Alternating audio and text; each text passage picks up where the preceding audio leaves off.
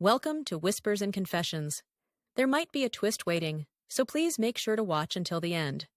Don't forget to subscribe and like. Let's begin right away. I'm Daniel, 47 years old, and my wife Amy is 45. Our love story began 15 years ago with a whirlwind romance that swept us into marriage, and we now have a son in 8th grade. Like many couples, we used to feel butterflies in our stomachs just looking at each other, but that spark has gradually dimmed over time.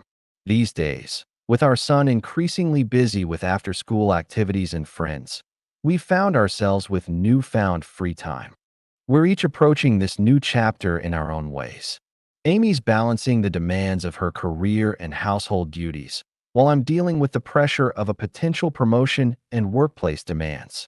During our son's early years, finding intimate moments was nearly impossible.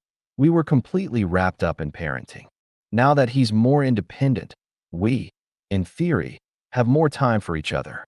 You might think we'd be thrilled about this newfound freedom, celebrating our taste of an empty nest, but life has a way of throwing curveballs. Despite sharing a bed, our intimate connection has become almost non-existent in recent years. Most nights, Amy gets caught up in social media while I'm buried in work emails. I find myself nostalgic for those days when we had to wait for our little one to fall asleep. Now, strangely enough, I feel a sharper sense of loneliness when our son is out at his activities. It's not that we're unhappy together. We still chat, run errands at Target or Walmart on weekends, and enjoy meals out, but we've settled into being great co-parents while losing our spark as lovers. Amy's occasional comment that we're running more like a business than a marriage hits home, but I feel just as clueless about how to fix it. Our bedtime routine has become all too routine.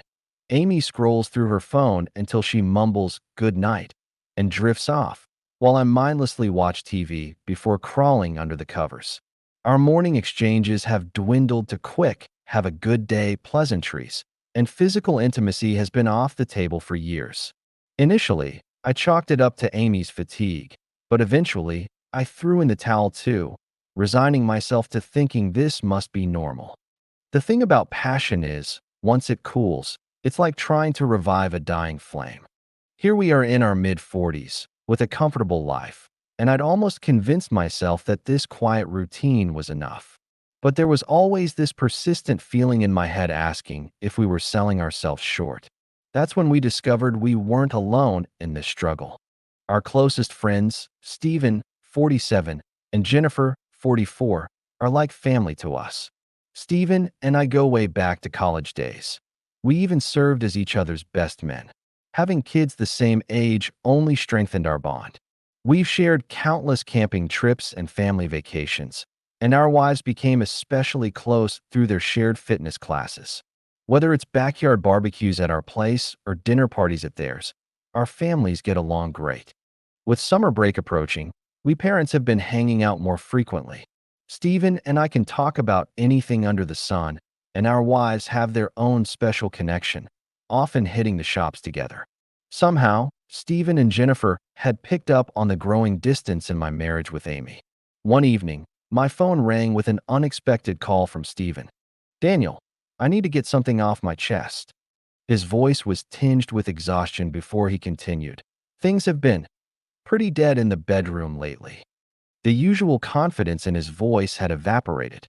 I let out a surprised laugh, more out of relief. "Man, you're preaching to the choir."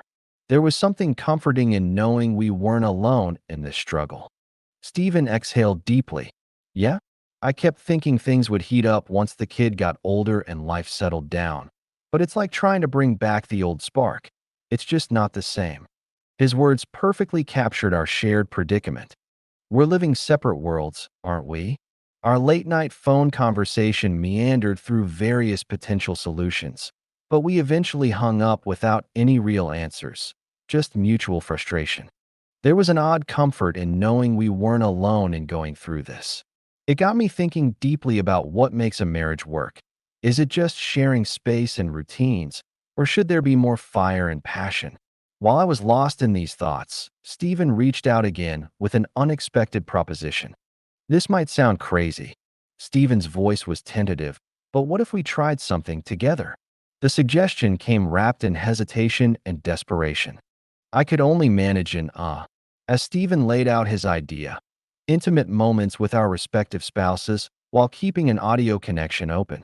Like something out of a romantic movie, he thought it might spark something. As wild as it sounded, we were like drowning men spotting a life raft. Somehow, it started making sense. The audio-only aspect made it feel less morally questionable than actual partner swapping. There was even something oddly encouraging about it, like having teammates in rekindling passion. Still, we couldn't completely shake off the feeling that we were crossing some kind of line. It was clear that Stephen's marriage was facing the same lack of spark as ours. When I broached the subject with Amy, her initial, "Are you out of your mind?" reaction was exactly what I expected. But after a thoughtful pause, she added softly, "Though, we can't keep going like this." I could see the gears shifting in her thoughts, the desperate hope for change, and then, surprisingly, a playful smile as she mused, "It could be interesting." Jennifer's first response was an emphatic "no way." But after the wives had their heart-to-heart, they found common ground in their marital concerns. Both couples recognized we were at a crossroads and needed something dramatic to jumpstart our relationships. Finally, they agreed. For the sake of our marriages, we can try it once. And so we found ourselves planning this unconventional experiment. Our emotions were all over the place. Fear, anticipation, guilt, and excitement mixing into a confusing blend we weren't sure we should drink. That evening, at the agreed time, both couples waited in our respective homes, connected by speakerphone. Ready to begin? Stephen's voice crackled through the speaker. I exchanged a look with Amy before responding with a shaky yes. The scene felt almost unreal. We'd carefully timed it during our kids' after-school activities, but there was still an edge of nervous energy about potential interruptions. The speakers let us hear the faint sounds from each other's rooms. Initially, the mood felt forced and awkward, but as Stephen and Jennifer's breathing became audible, the mood began to change. It had been so long.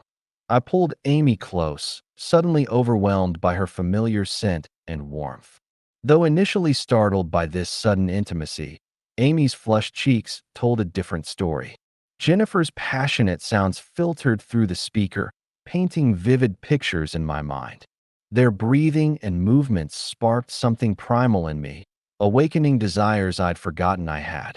In that moment, I needed Amy with an intensity one hadn't felt in years, holding her with all the passion of our early days. The room filled with a mix of sounds, our voices mingling with those from the phone. Amy's sweet sighs harmonized with Jennifer's passionate cries, while Stephen's deep breathing added another layer to our shared experience. The combination of sounds created an almost electric atmosphere, as if we were all sharing one intimate space.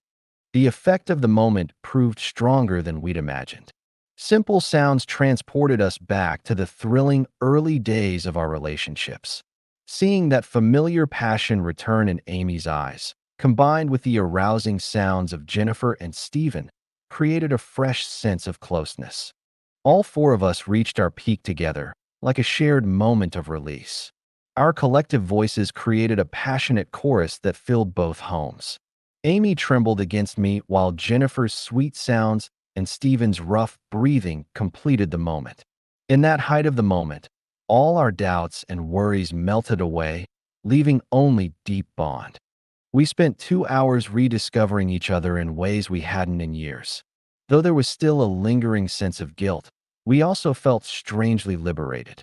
A few days after our phone experiment, Stephen called, his voice brimming with excitement. "Man, wasn't that night something else? I haven't felt that kind of spark in forever. And those sounds you guys made, it was kind of mind-blowing, right?" The renewed energy in his voice was unmistakable, like he'd found a piece of himself that had been missing throughout his marriage. I measured my response carefully. Yeah, it was different. Good different. But we haven't tried it again since. Despite the positive experience, I still wrestled with the moral implications while simultaneously being intrigued by these new possibilities for our marriages. After a thoughtful pause, Stephen let out a heavy sigh. Maybe just phone calls aren't enough? What if we took things to the next level, did something in person? Though with the distance between our places and the kids around, that'd be tricky. I could hear the desperation in his voice as he grappled with ways to breathe life back into his 15-year marriage. If we lived closer, I started hesitantly, my thoughts torn between fear and excitement. That's when Stephen dropped a bombshell. What about a weekend getaway? Some mountain cabin? The grandparents could watch the kids. The suggestion knocked the wind out of me. That's, that's something else. I stammered, unable to tell if he was joking or dead serious. Our marriages need something, Stephen pressed on, his words heavy with the weight of wanting to save what he had. I found myself deep in thought, torn between seeing this as a potential lifeline for our relationships and terrified it could be the final nail in their coffins. That night, after hours of tossing and turning, I cautiously broached the subject with Amy. Amy's first reaction was a laugh of disbelief. "This isn't some Hollywood script. This is real life," she said.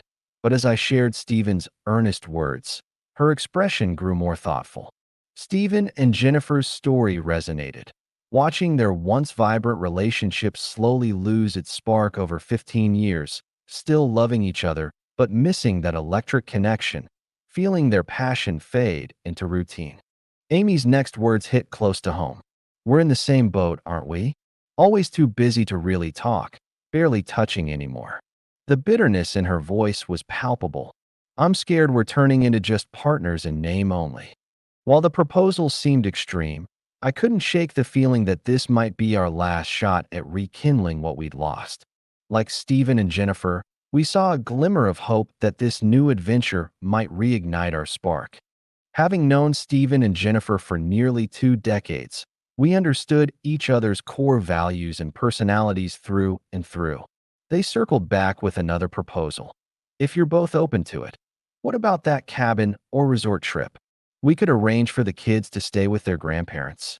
Amy and I found ourselves caught in the momentum of just once, see what happens. Looking back, it seems surreal how we reached this point, but we felt backed into a corner. The decision hinged entirely on our deep mutual trust. Finally, after careful planning, we committed to 3 days and 2 nights at a mountain cabin. We managed to coordinate everything. The kids were staying with grandparents or school camps. Work schedules were cleared, and time off was arranged. With a mix of nervousness and excitement, we found ourselves booking a secluded luxury resort in the mountains. The resort offered multiple rooms and discreet service, ensuring complete privacy. My mind was a mix of conflicting thoughts, wavering between, are we really crossing this line? And this could save our marriages. Amy shared similar feelings, saying with a nervous smile, "Maybe we're out of our minds, but something has to change, right?" The day arrived, and both couples, Amy and me, Stephen and Jennifer, made our way to the destination. We tried keeping the car conversation light, but you could feel the tension in the air. As we wound up the mountain road, the resort emerged like something from a dream. A sprawling luxury villa complete with a spacious living room and private bedrooms. We spent that first day doing normal tourist things and sharing dinner. Back in the living room, we opened some wine and tried to relax. Despite our animated conversation and multiple toasts, there was no ignoring the lingering unease about what was to come. Everyone's faces showed a complex mix of anxiety, anticipation, and guilt. As the night deepened, Jennifer finally broke the ice with a soft, "Should we?" I managed a silent nod, while Amy looked down and nodded too. Stephen quietly said yes. Then, in a surreal moment, we split off, me with Jennifer, Stephen with Amy, heading to separate rooms. Standing there with Jennifer, I struggled to find the right words. Jennifer broke the silence with a shy smile. "Remember hearing me that night on the phone? I still can't believe that happened." Her eyes held a mix of apprehension and excitement about this new territory. The memory made me blush. Yeah, we both heard each other. It was pretty amazing, though. Jennifer met my gaze and whispered, "Thinking about it now feels so strange." Without another word, I leaned in to kiss her, and she responded with equal passion. Her lips were surprisingly soft. As our breathing intensified, I traced kisses down her neck, drawing out soft moans. We slowly undressed each other, exploring with curious hands. Jennifer's skin seemed to glow in the moonlight, and her scent was intoxicating, making me pull her closer. Though I'd seen Jennifer in swimsuits before, seeing her nude was entirely different. Her curves and full breasts were captivating in the dim light. She was more stunning than I'd imagined. Her body was stunning, with soft skin and graceful curves. Jennifer's shy smile and blushing cheeks as I admired her only added to her beauty. Our breathing grew heavy with desire. The flush in my cheeks matched the heat of the moment as Jennifer moved closer. We made love slowly, eyes locked in intimate connection. Our movements fell into natural rhythm, like partners in a shared moment. Jennifer's soft sighs and sweet scent drove my passion higher, and every touch sent electricity through my body. As our rhythm quickened, the room filled with the heat of our passion. The difference from Amy was immediately noticeable. Where Amy's touch was familiar and gentle, Jennifer brought an entirely new sensation. Every move she made surprised and thrilled me, the novelty heightening every feeling. Jennifer's climax echoed through the moment. We lost ourselves completely in the moment, and I soon followed, drawn over the edge by her passion. I'd forgotten what such intensity felt like.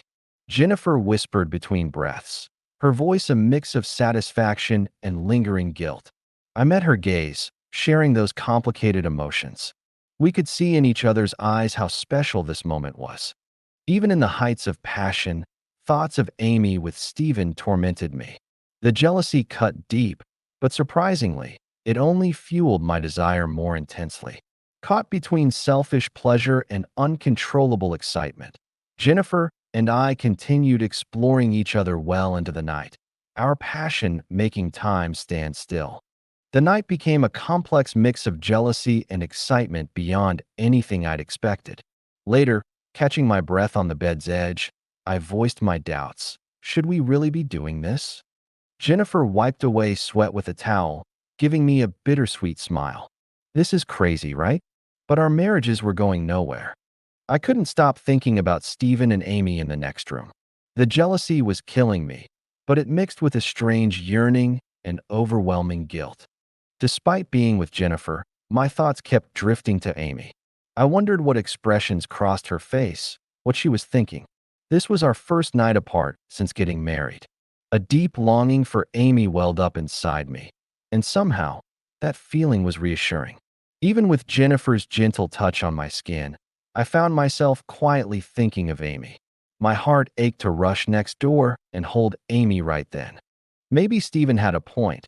Perhaps these complicated feelings were actually strengthening our marriages in their own way. As the morning light filtered through the windows, Stephen and Amy appeared in the hotel lobby at almost the same moment. The air was heavy with tension as they exchanged awkward glances, neither quite able to meet the other's eyes. Amy broke the tension with forced cheerfulness. "Hey everyone, how was your night?" I mumbled something non-committal about sleeping okay, while guilt gnawed at my conscience. Amy's smile didn't quite reach her eyes, which were filled with unspoken feelings I couldn't quite read. I couldn't tell if she was content or conflicted, but she was doing her best to keep it together. We spent the day trying to act normal, hitting up the local shops and parks, each couple sticking close to their spouse. By the time we got back to the hotel that evening, I was anxious about what might happen next. But everyone seemed to silently agree we'd crossed enough boundaries. With quiet good nights, we all retreated to our own rooms. Back in our room, Amy and I processed the previous night's events together. Our kisses were tender, our gazes locked like we were rediscovering each other. The complex mix of emotions I'd seen in Amy's eyes earlier had been replaced with something softer, more loving. As she traced her fingers along my back, I nuzzled into her neck, both of us seeking comfort in our familiar connection. While my night with Jennifer had been full of raw passion, being with Amy now felt like coming home. We held each other close through the night, our bond growing stronger through our shared vulnerability. Yet neither of us directly addressed what had transpired the night before. The drive home was quiet, filled with silent reflections. For days afterward, we chose our words carefully while going through our normal routines with our kid. It wasn't until the following weekend, when our child was at a sleepover, that Amy finally broached the subject over a glass of wine. We should talk about what happened that night. Being honest, imagining you with Stephen was torture, I admitted, taking a moment to gather my thoughts. But strangely, it's awakened something between us. I've never felt closer to you. Amy nodded, her cheeks flushing. I get that completely. The guilt was overwhelming at first, but I never imagined it would transform our relationship like this. Everything between us feels deeper now. In a good way, she confessed. In the weeks that followed, we found ourselves reconnecting on a deeper level. Our relationship evolved beyond the physical, growing into something more profound and meaningful. We stayed in touch with Stephen and Jennifer, sharing our experiences. Everything's different now. In the best way, Jennifer confided. Stephen's so much more present, and we're finally communicating again. All of us put more into date nights and shared activities. Though we still wrestled with the ethics of what we'd done, seeing the positive changes in our marriages made us consider exploring this arrangement further. Months later, both couples agreed to meet again. We viewed it not as infidelity, but as a unique approach to strengthening our marriages. The moral dilemma never fully disappeared, but as trust grew between all of us, the guilt began to fade. Through it all, Amy and I made sure to prioritize our own relationship. Questions still nagged at me, especially about her child. What if they somehow figured it out as they got older? Yet I couldn't deny that Amy seemed happier than she had in years, and our bond was stronger than ever. She'd often suggest intimate moments together after our kid was asleep, and those moments felt as exciting as when we first fell in love. During one of our heart-to-hearts, I voiced my lingering doubts. Are we making the right choice? Amy's response was thoughtful but firm. You know what? Without this, we might have lost each other completely. I don't regret it. But from here on out, I want our focus to be on us. Her words filled me with a mix of relief and complex emotions. Society might judge us, but this experience opened a new chapter. We discovered a profound sense of connection, something beyond the superficial. These days, our conversations flow more freely, and our home feels warmer. Instead of being parents who just share a house, we're growing into true partners, united by a stronger bond. That transformation alone makes everything worthwhile. We're still uncertain about whether to continue this arrangement or forge a different path. But one thing's crystal clear. This unexpected detour helped us find our way back to each other. While we should have worked harder to maintain our connection from the start, sometimes it takes a wake-up call to appreciate what you have.